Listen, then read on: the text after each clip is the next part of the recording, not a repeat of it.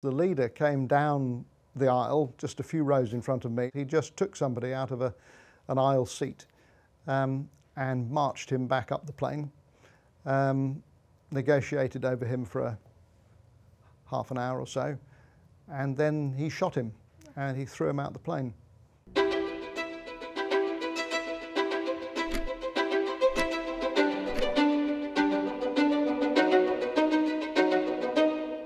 I grew up in London. I'm one of 4 children. My mother was a doctor, my father was a Methodist minister. I was very studious. Yeah, I was the nerd of the family. And Peter, your brother, I know he's a big part of your story. Can you talk about what happened to him? My brother Peter was, he trained as a doctor, but his first love was rock climbing, and as a doctor he was quite in demand to go on expeditions. So he went on an expedition to Everest in 1980. They didn't get up it, but they tried. And in 1983 he went to climb K2, an expedition with Doug Scott and Al Rouse and a few other famous climbers. And they were practicing going to altitude on a mountain called Broad Peak, which is very high. It's over 8,000 meters, but it's technically regarded as very easy. He was climbing with somebody called Greg Child, who's since become a very famous climber. And on the summit ridge, Greg started feeling ill. Peter, as the doctor, said, "We need to get you down." And so they turned around and started down. And as they went down, Greg got better and Peter got worse. And in the end, Greg was lowering him rope length by rope length in the dark. They got to the top camp at 2 in the morning, got Peter into a sleeping bag, but he died in the night. He died of extreme altitude sickness, pulmonary edema. How old was Peter? He was 30. He was just about 6 years older than me. So it's always been slightly strange when I became his older brother, as it were. I always looked up to him as my big brother.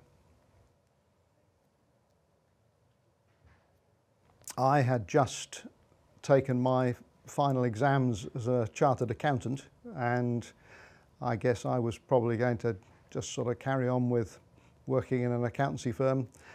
And suddenly, with Peter gone, that didn't seem acceptable.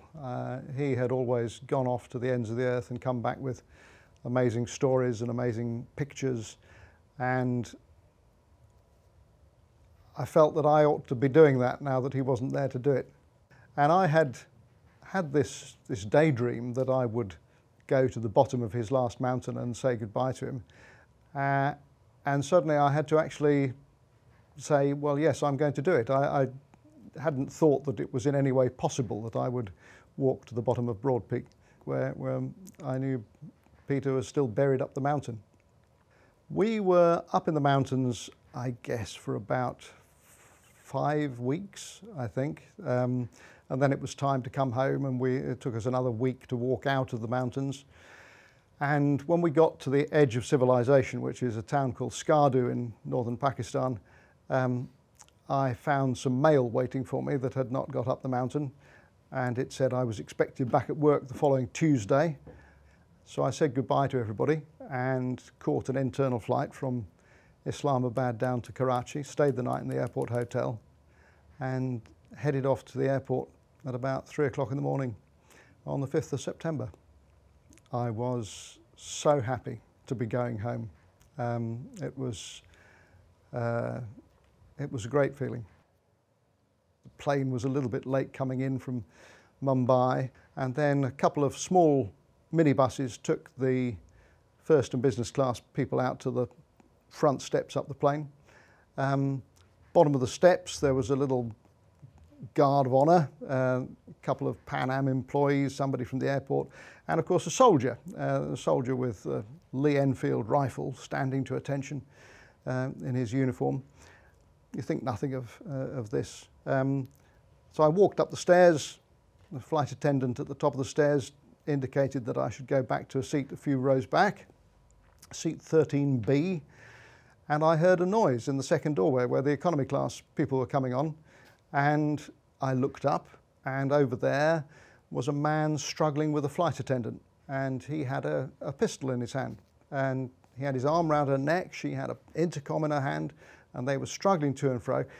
And this man was dressed as a Pakistani. He had what's called a Patani suit on, a sort of baggy cotton shirt, baggy cotton trousers, little round glasses, and I just stared at him. And I didn't think of running away or going to help or anything at all. I was just staring at him thinking, that's a man with a gun. So I looked round to the doorway that I'd just come in by, and there was a man in uniform. He had a great big rifle. He looked to me like a security guard, and I had what I think is a fairly typical civilian reaction in this circumstance. I thought, he's on my side. The other guy's the bad guy. I'm in the way.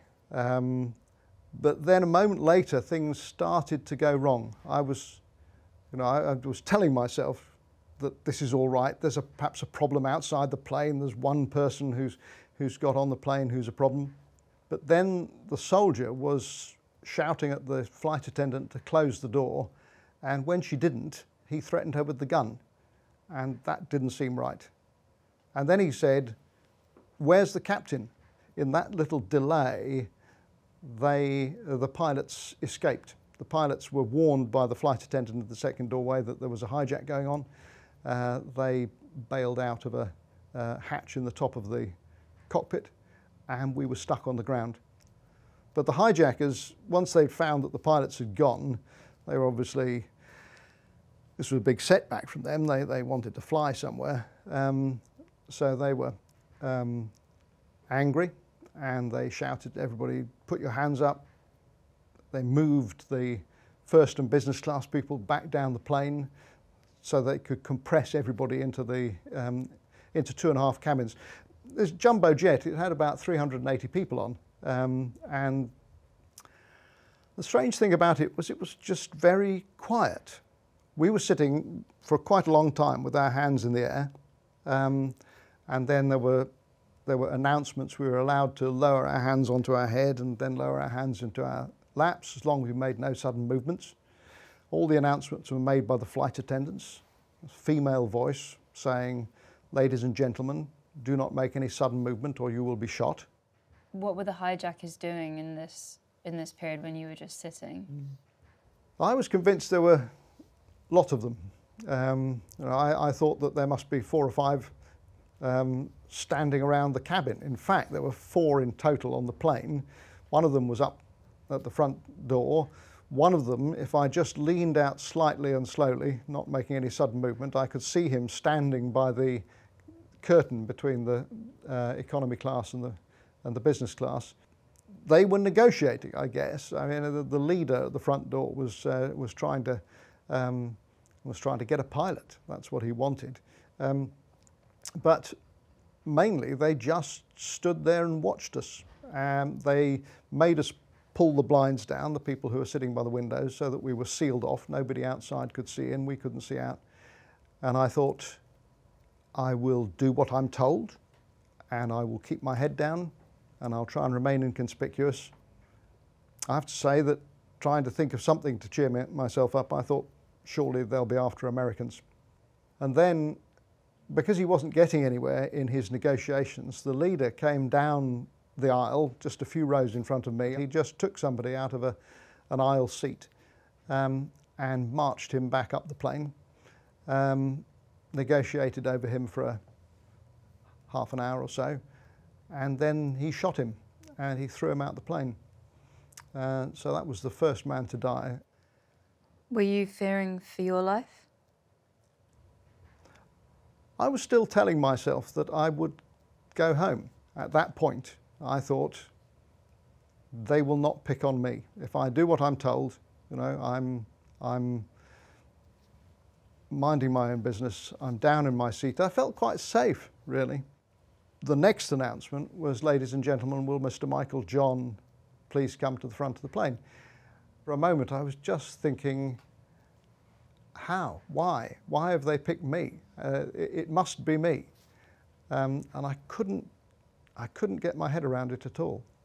And I tried to think of some reason other than they want to shoot me, but I couldn't think of anything that was remotely convincing. So I stood up with what might well have been my last words, which were, "For fuck's sake," and walked towards the front of the plane. And standing by that front door, the leader had now taken his shirt off. He was a big guy. He was probably 6'3". He looked like a soldier. He'd got this gun hanging around his neck on a crepe bandage, and he had 2 magazines stuck together with sticky tape. And he had my passport in his hand. And as I walked towards him, he said, "You are Michael John Thexton?" I said, "Yes." And he said, "Where are you from?" I said, "I'm from London." And it seems he's actually checking that the right person has come forward. It's just bizarre. He told me to kneel in the doorway. And I had gone from thinking, well, somebody will probably get shot today, but it doesn't have to be me, to it's obviously going to be me. You know, I couldn't think, I still can't think of any way out of this. This is the end. But I knew how awful it had been for my family when my brother died, and now it was happening again. And I said to him, "Please don't hurt me. My brother died in the mountains. My parents have no one else." And he simply waved a hand as if to say, "I'm too busy for that," and pushed me down. So I was kneeling behind the door with my hands on my head, and he stood one of the flight attendants in the crack of daylight that the door just opened on the tilt. And she spoke with a megaphone to a man who was standing on the runway. And he got her to say, "If anyone comes near the plane, if any US troops come near the plane, we will kill one body immediately." And the man below, he came back with an offer. He said, "There's a member of the Pan Am ground crew on board who can operate the cockpit radio. And if you speak to us on the cockpit radio, then we can withdraw everybody from around the plane." I could just about hear some talking in a foreign language coming down the stairs from the cockpit. But I had no idea what they were saying. And that's sort of got me to thinking about the hijackers, and I decided that I didn't want to die frightened of them, and I didn't want to die angry with them. And so I had this idea that if the leader came down the stairs and said, "I'm going to shoot you now," I would offer to shake his hand. And then I wasn't frightened of him. There wasn't anything he could do to me that I hadn't already dealt with in my head. So all through the day, I spent my time at that front door, at the bottom of the stairs. For most of the day, the 4 seats behind the door were occupied by these 4 female flight attendants. And they had witnessed the man being shot half an hour before me being called forward. They were, I would say, magnificent. And they kept everyone calm. That was the other extraordinary thing. The way that they made all of the announcements through the day, they were the voice giving us this chilling message, you know, but always, "Ladies and gentlemen," with never a tremor. It was never a note of panic. Because I think if there had been a note of panic, then everybody would be really even more frightened than they were. Much later in the day, I was woken up by somebody kicking my feet. And he said, "Up, move, move." And I stumbled to my feet and thought, it's darker and hotter. Something was wrong with the electrics. The air conditioning had gone, the music had stopped playing, the lights were going down, and they put me back with the others. I was marched down the aisle, I went through the door, I saw a window seat just near where I'd been sitting before, an unoccupied window seat, and I pushed my way into it and sat down and got as low as possible. And I just was telling myself, I'm back with the others. I stand the same chance as anybody. But you could tell that something was going to happen. It was getting very dark and very hot and just tense. And then when it was completely dark, what I remember is just bang. And somebody had thrown a hand grenade. I was thinking, is that a hand grenade? Surely a hand grenade would be louder than that. I've never heard a hand grenade before. But while I was still thinking that, there was automatic gunfire from the front of the plane, the Kalashnikov being emptied into the front rows of the passengers. And then a Kalashnikov at the back of the plane, bang, bang, bang, bang, bang. And then from the front of the plane, because he changed the magazines over and fired again. And then from the back of the plane. And they threw 6 hand grenades around the cabin. And when that was done, what I remember is that it was quiet. And I felt for the man next to me in the dark and looked up, got my head up a little bit, and I could see on the far side of the plane, it was all dark, but there was a different colour of dark, and it was door-shaped. And I said to this man, I said, they've got the doors open, come on, we've got to go. And he pushed me back and said, no, stay down, stay safe. I wasn't having this. I thought it would burn. I knew that it would be fueled up to fly to Frankfurt, and I didn't want to go that way. I'd had enough. I got up into the aisle, and I saw that the exit just behind me was open. So I went and jumped down onto the wing, and it was dark. There were no lights anywhere. So I had this idea that I would slide off the back of the wing, dangle from my fingertips, and drop what I assumed would be a few feet to the ground. And I went off the back of that wing at some speed. There's nothing to hang on to, and it is a long way down. It's like jumping off the roof of a house, not out of an upstairs window. But I landed in a heap on the tarmac, picked myself up and ran away. I can remember looking back over my shoulder at the plane as I was running away from it, silhouetted against the night sky, and thinking, this is a dream. I'm going to wake up in a minute. I'm going to be back on that plane. This can't be real. And that thought stayed with me for quite a little while. And I found some other passengers near some buildings, and we all piled into a store cupboard, slammed the door, and sat there for half an hour saying shh to each other. So when the soldiers found us in this store cupboard, they took us to the terminal building, and all these passengers were milling around, and they were obviously worried that there might be hijackers mingling among them, which there were. They found a couple of hijackers trying to pretend to be passengers. So it was chaos. It was chaos. Eventually, 2 days later, Pan Am sent another plane to bring us back to Europe. I arrived back in London on the Sunday night, was reunited with my family.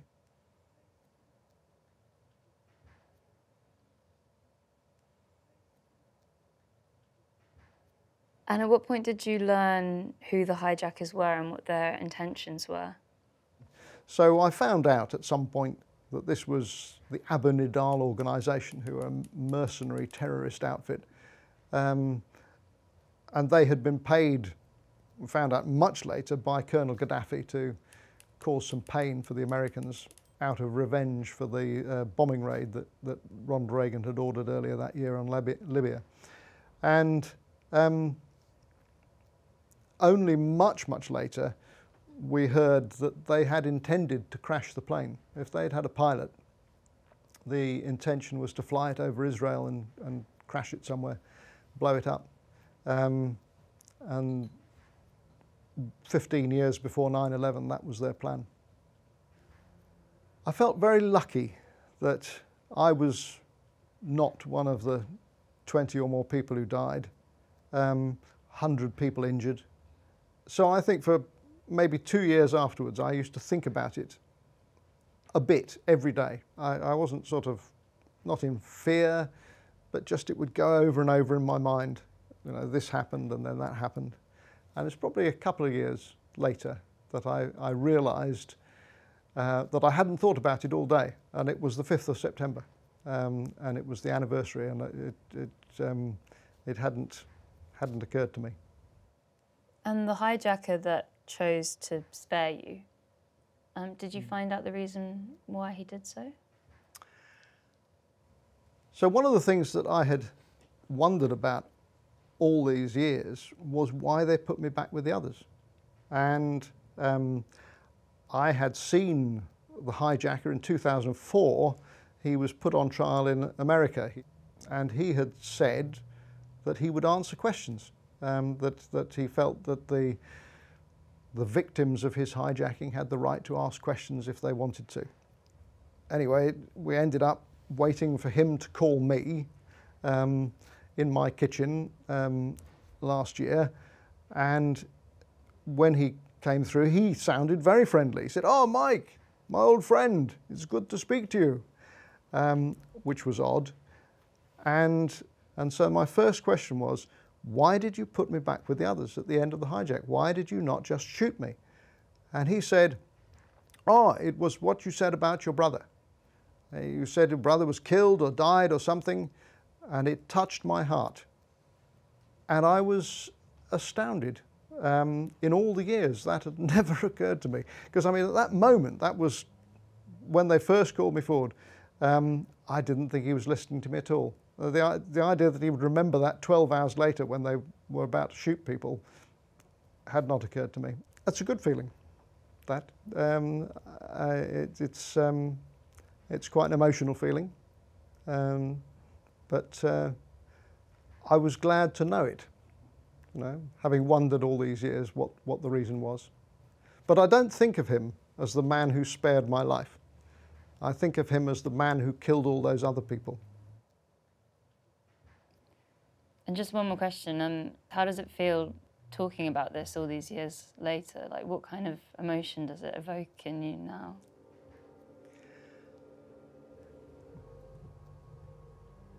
Sometimes the details catch me a little bit, and I think that was, you know, that was me, and I was going to be shot, and those are real other people who did get shot. Sometimes I can just tell it as a story that happened to somebody else, and that I think is probably the way that I have dealt with it, is to be able to tell it as a story. And it is a good story, and I came out at the other end of it, which I didn't expect to do.